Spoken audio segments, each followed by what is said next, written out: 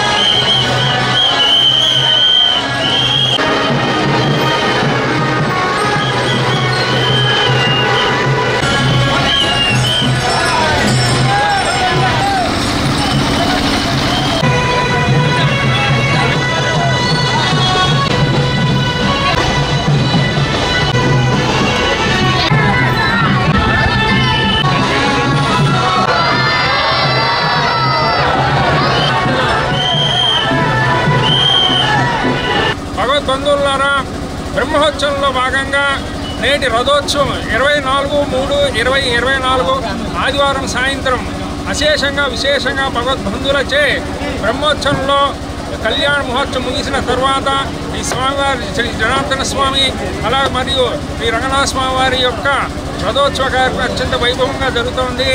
అలాగే మన అగ్రహారంలో ఉన్నటువంటి పెద్ద ప్రముఖులందరూ వారి యొక్క సహకారంతో, అలాగే శ్రీ జనార్దన స్వామి, రంగనాథ స్వామి, కన్యాపరమేశ్వర వారి దేవస్థానం ఎగ్జిక్యూటివ్ ఆఫీసర్ శ్రీ రామపెద్దింట్లరావు గారి వారి యొక్క సహకారంతో, అలాగే వారి యొక్క అభిష్టంతో ఈ యొక్క కార్యక్రమాన్ని నిర్వర్తిస్తున్నాం.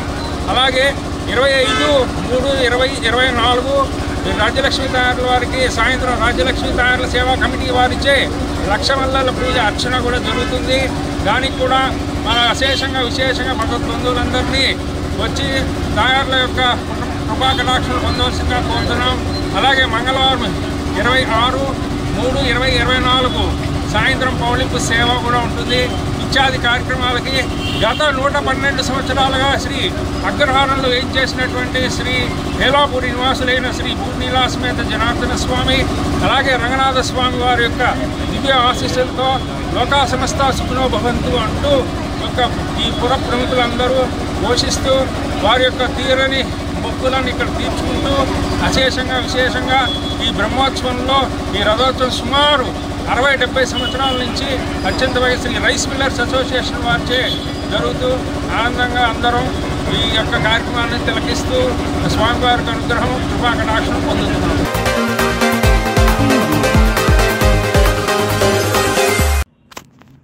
అధికారం కోసం అడ్డదారులు తొక్కుతూ అసత్య ప్రచారం చేసే ప్రతిపక్ష పార్టీల పట్ల అప్రమత్తంగా ఉండాలని వైసీపీ ఏలూరు జిల్లా అధ్యక్షులు ఎమ్మెల్యే ఆళ్ల నాని కార్యకర్తలకు సూచించారు. శ్రీరామ్ నగర్లోని ఎమ్మెల్యే క్యాంప్ కార్యాలయంలో వైసీపీ ఎస్సీ సెల్ ఉపాధ్యక్షులు బండ్లమూడి సునీల్, నాయకులు మంత్రి ప్రెగడ వేణుకుమార్ల ఆధ్వర్యంలో వివిధ పార్టీలకు చెందిన 100 మందికి పైగా యువకులు ఎమ్మెల్యే ఆళ్ల నాని సమక్షంలో వైసీపీలో చేరారు. వీరందరికీ ఎమ్మెల్యే నాని వైసీపీ కండువాలు కప్పి పార్టీలోకి ఆహ్వానించారు. ఈ సందర్భంగా పార్టీలో చేరిన ప్రతి ఒక్కరిని ఆప్యాయంగా పలకరించారు. ప్రజా సంక్షేమానికి బాటలు వేసి పేదలకు ఆర్థిక భరోసా కల్పించిన ముఖ్యమంత్రి జగన్మోహన్ రెడ్డిని మళ్లీ అధికారంలోకి తీసుకురావాల్సిన బాధ్యత యువత తీసుకోవాలని పిలుపునిచ్చారు. అనంతరం ఇడా చైర్మన్ బొద్దాని శ్రీనివాస్ మాట్లాడుతూ రాష్ట్రంలోని ప్రజల సంక్షేమానికి అనేక పథకాలు ప్రవేశపెట్టి సమర్థవంతంగా అమలు చేసిన వైసీపీ ప్రభుత్వాన్ని మళ్లీ అధికారంలోకి తీసుకురావాల్సిన బాధ్యత ప్రతి ఒక్కరిపై ఉందన్నారు. వచ్చే ఎన్నికల్లో ప్రతి డివిజన్లోనూ ఎమ్మెల్యే ఆళ్ల నానికి 1000 ఓట్లకు పైగా మెజారిటీ వచ్చేలాగా కార్యకర్తలు, యువత కృషి చేయాలని అన్నారు. గతంలో ప్రజలకు ఏం చేశారో, అధికారంలోకి వస్తే ఏం చేస్తారో చెప్పలేని పరిస్థితుల్లో ఉన్న ప్రతిపక్ష పార్టీలను చిత్తుగా ఓడించాలని సూచించారు.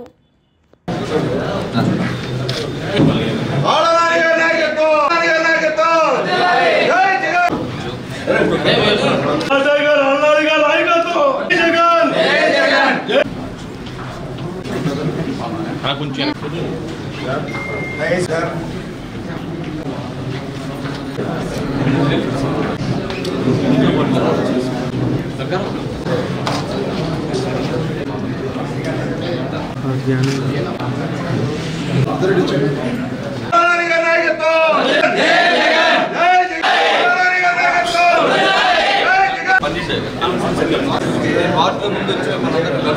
మరి వైఎస్ఆర్ కాంగ్రెస్ పార్టీ జిల్లా అధ్యక్షులు మన మాజీ డిప్యూటీ సీఎం గౌరవనీయులు పెద్దలు శ్రీ ఆళ్నాని గారి యొక్క సమక్షంలో మరి ఆయన యొక్క అమృతాస్తాల మీదుగా మరి ఏలూరు నగరం ఉన్నటువంటి 10వ డివిజన్ 11, 12 డివిజన్ సంబంధించి మరి న్యూట్రల్గా ఉన్న ప్రజలు మరి యువత అట్లాగే జనసేన పార్టీ నుంచి అట్లాగే టీడీపీ నుంచి మరి వలసలు వచ్చి మన పార్టీలకు వైఎస్ఆర్ కాంగ్రెస్ పార్టీలోకి జాయిన్ అవ్వడం చాలా శుభసూచకం.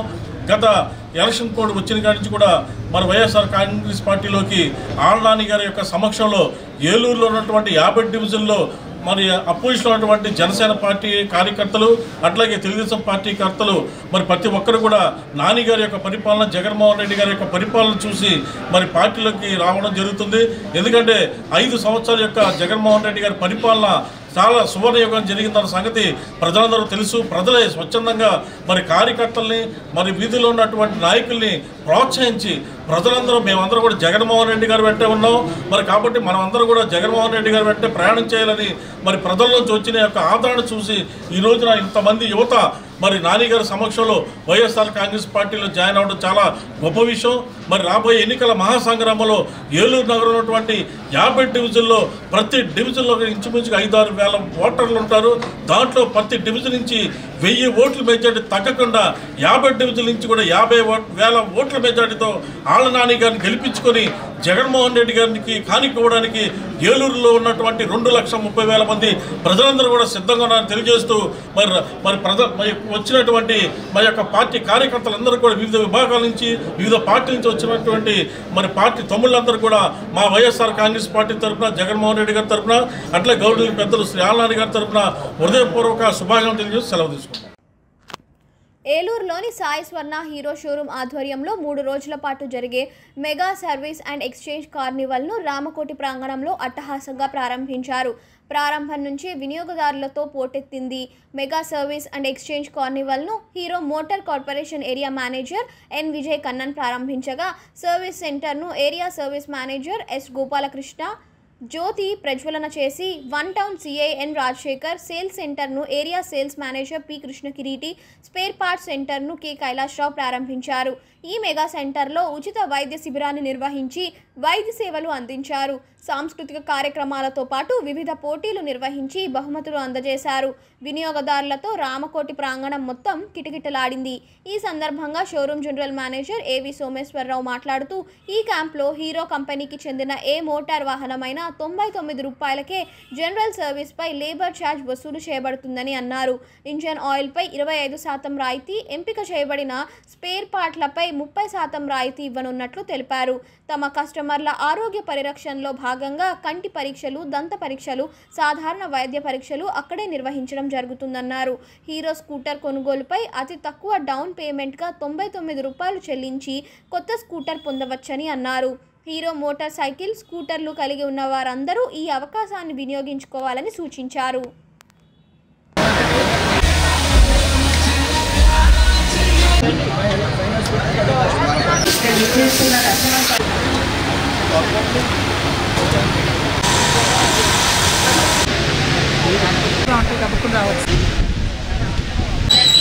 సరే కాలేదు కానీ సార్ కొంచెం లైట్ తీసుకో.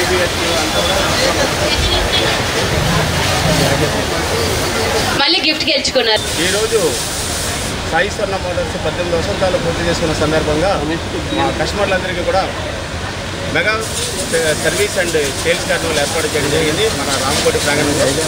ఇది ఈరోజు, రేపు, ఎల్లుండి అంటే 24, 25, 26 తేదీల్లో మనం ఇక్కడ నిర్వహిస్తున్నాం. ఈ మెగా సర్వీస్ యొక్క ప్రత్యేకతలు ఏమిటంటే మా షోరూమ్స్కి వచ్చి సర్వీస్ చేసుకుంటే రమరమే 1000 రూపాయల వరకు అయ్యే సర్వీస్ ఛార్జీలన్నీ కూడా కేవలం ఇక్కడ 99 రూపాయలకు మాత్రమే మనం ఇక్కడ సర్వీస్ చేయడం జరుగుతుంది. అంతేకాకుండా 99 రూపాయలకే నైట్రోజన్ గ్యాస్, వాటర్ వాష్, విద్యుత్ వాటర్ వాష్ అన్నీ కూడా ఫ్రీగా ఇవ్వడం జరుగుతుంది. అలాగే ఎంపిక చేసిన స్పేర్ పార్ట్స్పై 30% డిస్కౌంట్ అండ్ ఇంజిన్ ఆయిల్పై 25% డిస్కౌంట్ ఇవ్వడం జరుగుతుంది. కస్టమర్ యొక్క 1 year కాంట్రాక్ట్ ఉంటుంది జాయ్ రైడ్ అని, ఆ జాయ్ రైడ్ మీద కూడా 30% డిస్కౌంట్ ఉంటుంది. అలా సర్వీసే కాకుండా ఇక్కడ కస్టమర్లకి ఆరోగ్యరీత్యా కూడా మా దగ్గరికి వచ్చే కస్టమర్లు ఈ క్యాంపుకి ఇచ్చేస్తున్న కస్టమర్లందరికీ కూడా ఇక్కడ dental checkup, eye checkup plus ఫ్రీగా జనరల్ చెకప్ కూడా చేయడం జరుగుతుంది. ఇదంతా కూడా ఇక్కడ ఉచితంగానే చేస్తారు. దానికి సంబంధించిన మందులు కానీ అవన్నీ కూడా ఉచితంగానే అందజేస్తారు ఇక్కడ. అది కస్టమర్లు వాటిలన్నింటిని కూడా ఇక్కడ వినియోగించుకోవచ్చు. అలాగే కస్టమర్లు సరదాగా గడపడానికి ఇక్కడ కొన్ని ఆటలు కూడా పెట్టాము. ఆటలు ఆడిన వాళ్ళకి బహుమతులు కూడా ఉంటాయి. అలాగే ఇక్కడ ఈ ప్రాంగణంలో విచ్చేసిన ప్రతి ఒక్కరు కూడా లక్కీ డ్రా కూపన్ ఇవ్వడం జరుగుతుంది. ఆ లక్కీ డ్రా ప్రతి గంటకి లక్కీ డ్రా తీసి మనం లక్కీ డ్రా ద్వారా కస్టమర్లకు బహుమతులు కూడా అందించడం జరుగుతుంది. క్యాంప్కి విచ్చేసిన మా కస్టమర్స్ అందరూ కూడా రహదారి భద్రతల మీద అవగాహన కల్పిస్తూ ఇక్కడ మేము డ్రైవింగ్ మెలకువలు కూడా ఇక్కడ నేర్పడం జరుగుతుంది. దానికి సంబంధించి కంపెనీ నుంచి నిపుణులందరూ కూడా ఇక్కడికి వచ్చి ఉన్నారు. దానికి సంబంధించి బండి ఎలా డ్రైవ్ చేయాలి, ఏ టైంలో ఎలా డ్రైవ్ చేయాలి అనేది అన్ని వాటి మీద కూడా ఇక్కడ అవగాహన కల్పించడం జరుగుతుంది.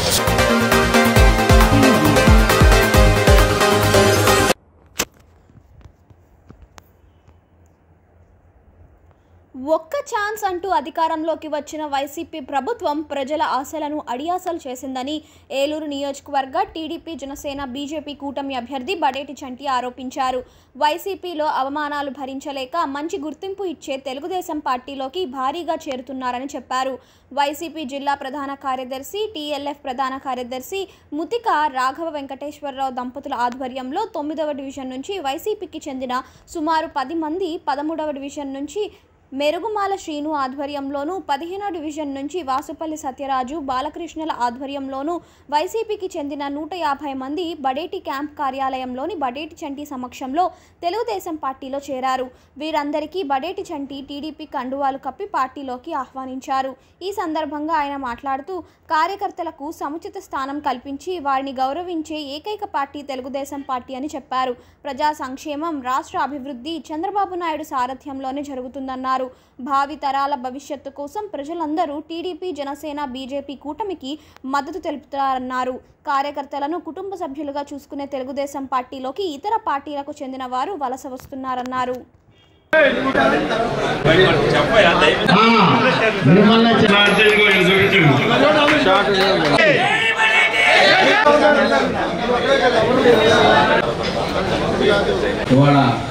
తెలుగుదేశం విధానం చూసి రాబోయే రోజుల్లో మరి రోల్ మట్టి కౌన్సిలర్, కార్పొరేట్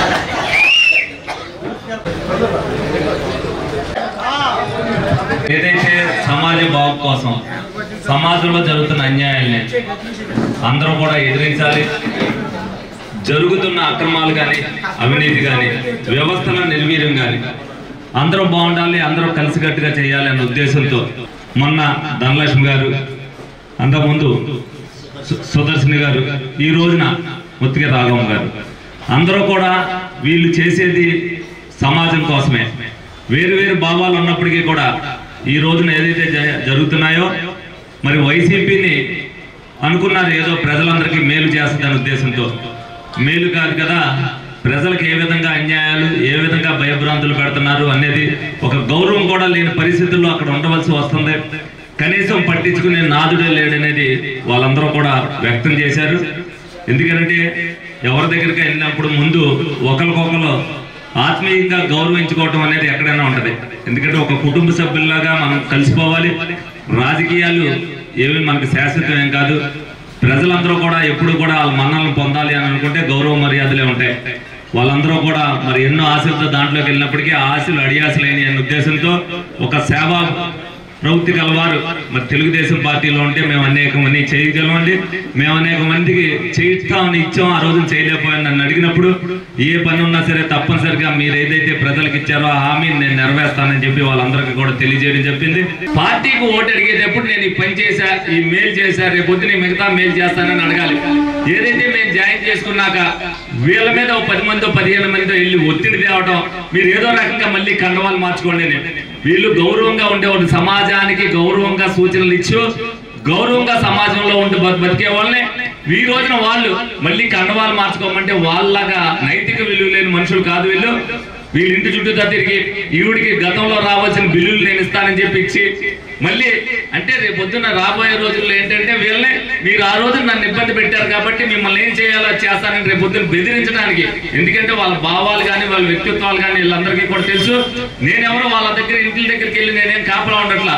ఏదైతే మీడియాలో వస్తుందో వెంటనే వాళ్ళ దగ్గరికి వెళ్ళి అన్నారు. నేను స్వేచ్ఛాయుతంగా ఆ రోజు నాకు వీళ్ళు వచ్చినా మళ్ళీ వీళ్ళు వెళ్ళి వీళ్ళ ఇంటి దగ్గరికి వెళ్ళి నేను అడగల. ధనలక్ష్మి గారు ఉన్నారు, సిన్సియర్ గా వచ్చారు.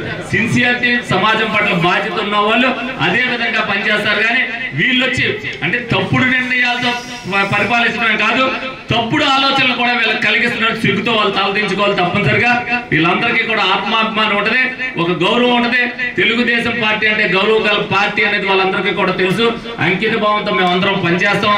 రాబోయే రోజుల్లో రాష్ట్రాన్ని కాపాడుకోవడానికి వీళ్ళందరూ కూడా కలిసికట్టుగా ప్రయాణం చేయడానికి వీళ్ళందరూ కూడా తెలుగుదేశం పార్టీ కుటుంబ సభ్యులందరూ కూడా బడ్జెట్ కుటుంబంతో కలిసి అడుగులు అడిగేసి నడుస్తున్నారు. కూటమిని విజయ తీరాలకు తీసుకెళ్ళడానికి ప్రతి ఒక్కరు కూడా శక్తి వంచన లేకుండా పనిచేస్తారని ఈ సందర్భంగా తెలియజేయడం జరుగుతుంది.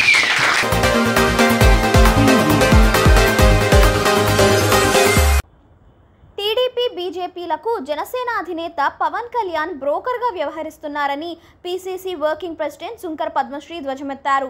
ఏలూరు అగ్రహారంలోని కాంగ్రెస్ పార్టీ జిల్లా కార్యాలయంలో ఏర్పాటు చేసిన మీడియా సమావేశం పద్మశ్రీ మాట్లాడుతూ ప్రధాని నరేంద్ర మోదీకి జగన్మోహన్ రెడ్డి దత్తపుత్రుడైతే చంద్రబాబుకు పవన్ కళ్యాణ్ దత్తపుత్రుడు అని విమర్శించారు.